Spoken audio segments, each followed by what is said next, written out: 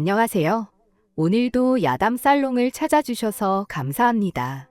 선조들의 입에서 입으로 내려오는 이야기가 있는 따뜻한 소통의 공간입니다. 바쁜 일상 속에서도 잠시 쉼을 찾고 커피 한 잔의 여유와 함께 편안한 마음으로 즐겨주세요.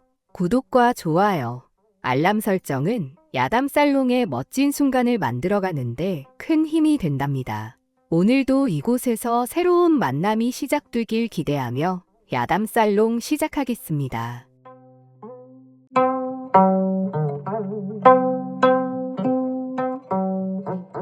조선시대 어느 마을, 고운 외모와 단아한 매력으로 이웃마을까지 소문이 자자했던 은설이라는 꽃다운 처자가 있었습니다. 양반집 자제로 태어났으나 어릴 적 아버지가 일찍 여의며 형편이 어려웠던 은설은 이웃마을 부자인 김대감 집의 장남인 정환과 혼인을 하게 되었습니다. 은설의 혼례식 날, 곱게 빗은 머리와 정갈한 한복으로 단장한 그녀의 얼굴에는 미소가 번졌어요. 그녀는 이웃마을 부잣집의 장남 정환과 성대한 혼례를 올리며 모두의 부러움과 축복 속에서 새로운 삶을 시작하게 되었지요. 부잣집의 장남 정환은 말끔한 외모와 품위 있는 미소를 가진 온화한 남자였지만 그는 겉보기와 달리 어머니의 말이라면 무조건 따르는 마마보이였어요. 혼례 첫날 밤, 새색시 은설은 기대와 설렘 속에서 신방에 들었어요. 고운 비단 이불 위에 정환과 마주 앉은 그녀의 심장은 마치 첫눈처럼 설레었답니다. 정환이 그녀의 손을 잡고 어색하게 웃으며 어머니께서 말씀하시길 첫날 밤은 아녀자의 목소리가 크지 않게 조심해서 보내야 한다 하셨소. 정환의 말에 은설은 당황스러우면서 그 순간 앞으로의 삶이 결코 쉽지 않을 것임을 직감했습니다. 두 사람의 신방에는 이내 촛불이 꺼졌습니다. 곧 이어 짧은 외마디만이 적막함에 남았을 뿐이죠. 이게 뭐지? 새신랑 정환의 손길은 부드럽지만 어색했고 많이 서툴렀지요. 은설은 알 수 없는 공허함이 밀려들었습니다. 그저 눈을 감으며 첫날 밤을 보냈지요. 새신랑 정환의 어머니, 즉 은설의 시어머니는 더욱 문제였습니다. 시어머니는 은설을 마치 하인처럼 대하며 사소한 일에도 트집을 잡았습니다. 너는 집에서 이런 것도 제대로 못 배웠냐? 라며 은설이 한낱 평민처럼 자랐음을 비꼬기 일쑤였지요. 은설은 시어머니의 부당한 대우와 정환의 의존적인 태도 속에서 점점 더 외로워졌습니다. 이게 내가 바랐던 혼인의 행복인가? 이 답답한 마음은 뭐지? 은설은 서글픔과 외로움을 느끼며 마음을 억누를 수밖에 없었어요. 어느 날 은설이 마당에서 무거운 물동이를 나르며 허리도 못 펴고 일하고 있을 때 머슴 길수가 그녀를 지켜보고 있었습니다. 길수는 잠시 망설이다 다가와 말했어요. 마님, 제가 도와드리겠습니다. 은설은 고개를 저으며 말했습니다. 괜찮다. 내 일이나 하거라. 그러나 길수는 물동이를 받아들며 단호히 말했어요. 마님께서는 이런 일을 하시면 안 됩니다.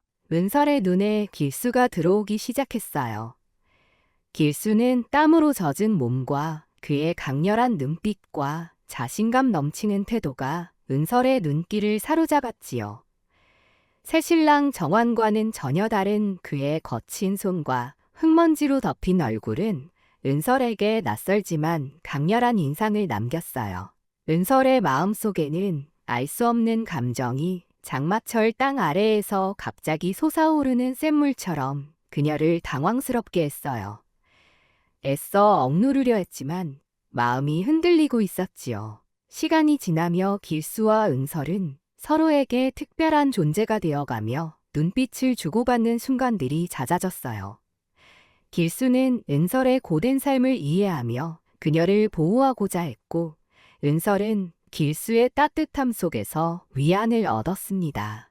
그녀의 마음 깊은 곳을 자극하는 길수를 떠올리는 스스로를 책망해 보지만 자신도 모르게 길수의 거친 손길, 자유로운 태도, 자신감 넘치는 눈빛은 그녀가 알지 못했던 욕망과 감정들이 서서히 피어오르고 있었지요. 어느 날 은설은 길수를 불렀습니다. 길수야, 저 쌀을 곳간에 가져다 줄 수 있겠느냐? 그녀의 목소리는 평소와 다르지 않았으나 그 안에 담긴 미묘한 떨림을 길수는 놓치지 않았습니다. 길수는 묵묵히 고개를 끄덕이며 쌀짐을 들고 곳간으로 향하였습니다. 은설은 그를 따라갔어요. 좁은 곳간 안 길수와 은설은 가까워졌지요. 그의 땀내음과 함께 다가오는 열기에 은설의 심장은 터질 듯 두근거렸어요. 그녀는 잠시 눈을 감으며 속삭였습니다. 고맙다, 길수야. 길수는 은설의 눈빛에서 낯선 감정을 읽어냈답니다. 그는 용기를 내어 말했어요. 마님, 힘드시면 언제든 저를 부르십시오. 제가 항상 옆에 있겠습니다. 길수의 진심 어린 말에 은설은 처음으로 누군가에게 의지하고 싶은 마음이 들었습니다. 두 사람 사이의 거리는 점차 가까워졌고 은설과 길수는 금기의 경계에 한 발짝 더 다가섰답니다. 그날 밤 은설은 창호 너머로 비치는 달빛 아래 길수의 모습을 떠올리며 많은 생각을 하였습니다. 은설과 길수는 이제 더 이상 감정을 숨길 수 없었어요. 작은 눈길이 오가는 순간은 길고 짜릿한 긴장감으로 가득 찼답니다. 달빛이 은은히 비추는 어느 날 밤, 은설은 대청마루에 슬픈 얼굴로 앉아 있었습니다. 무슨 일이십니까, 마님? 길수가 조용히 다가와 물었죠. 은설은 잠시 침묵하다 말했어요. 여기서 나는 그냥 그림자 같은 존재일 뿐인 것 같아. 길수는 그녀의 말을 위로하며 대답했죠. 마님은 그림자가 아닙니다. 저는 마님이 가장 빛나는 분이라 생각합니다. 그의 말에 은설의 눈가에 눈물이 맺혔어요. 네가 아니었으면 나는 이미 무너졌을 것이다. 은설은 조용히 말했습니다. 뒷마당 달빛이 은은히 비추는 가운데 은설과 길수, 단 두 사람뿐이었어요. 은설은 점점 길수에게 가까이 다가갔습니다. 그녀의 숨결이 길수의 피부에 닿는 순간 둘 사이의 긴장이 폭발했습니다. 길수는 잠시 머뭇거리다 그녀의 손목을 잡았습니다. 마님, 이러시면 안 됩니다. 그러나 은설은 물러서지 않았습니다. 그녀는 조용히 속삭였습니다. 길수야, 이 마음은 내가 멈출 수 없는 것 같구나. 그녀의 눈빛에는 갈등과 열정이 공존하고 있었습니다. 그리고 그 순간 두 사람은 금기를 넘어섰습니다. 은설과 길수는 달빛 아래 서로의 마음을 나누었고 그들의 숨소리는 바람에 흩날리며 주변을 채웠답니다.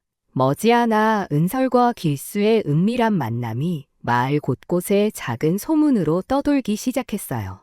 장터의 상인들, 우물가의 아낙네들, 심지어 마을 관리들의 귀에도 그들의 이야기가 스며들었죠. 정환 도련님 새색시가 머슴길수와 배꼽이 맞았디야. 소문은 눈덩이처럼 불어나며 허구와 진실을 섞은 새로운 이야기가 되어 마을을 뒤덮었답니다. 그 소문은 정환과 시어머니의 귀에까지 들어갔어요. 정환은 처음에는 소문을 믿지 않았지만 집안 곳곳에서 느껴지는 이상한 기운과 하인들의 불편한 태도에 그의 마음이 조금씩 뒤흔들렸답니다. 그저 소문일 테지.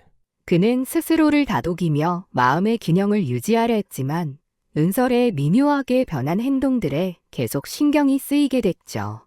정환과 시어머니는 그 소문에 대하여 추궁하기 위해 은설과 머슴 길수를 불렀습니다. 부인, 그 소문들이 사실이요? 당신이 나를 배신하다니. 정환은 분노하였습니다. 나리, 모든 것은 제 잘못입니다. 마님을 벌하지 마시옵소서. 길수는 정환의 앞에 무릎을 꿇고 사죄했지만 은설은 자신의 감정을 숨기지 않았습니다.